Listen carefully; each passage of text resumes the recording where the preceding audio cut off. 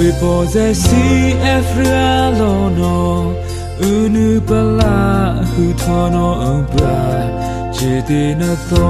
henu sole ke sa no ne te paya hutono ne bra ne pa ke ya ne ruino taunte atuni sira Jubilee long tono ninge pave Sira Jubilee ZCF Hakha ke long tono de ke si tu no heblo we bona pu e no harate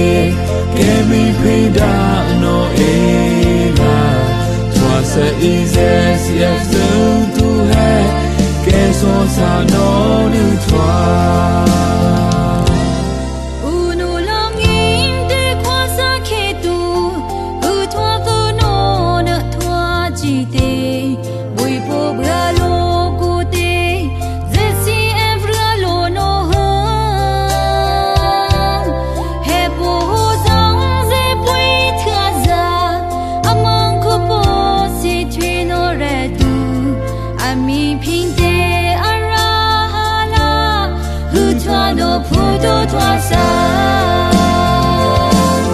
Silver Jubilee, ZCF Hakha,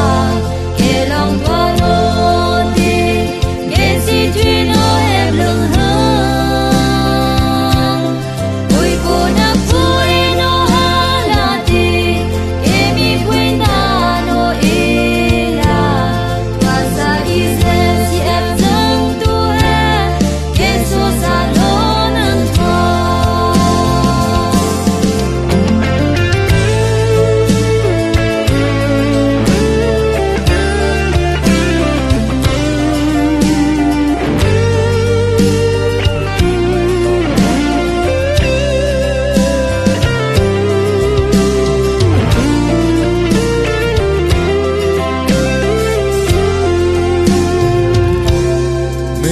Krito Buddha hanote min pihala rahilatu ZCF realatu jeng tu unu nang po hai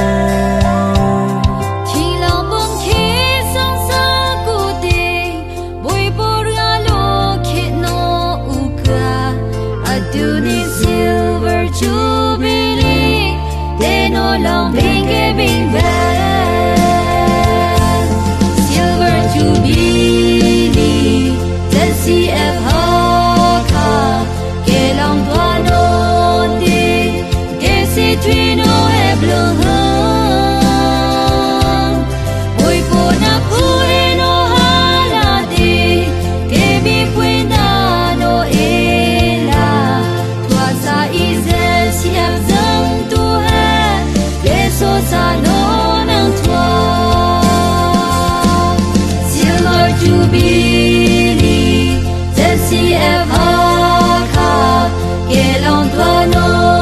de, kesi tuino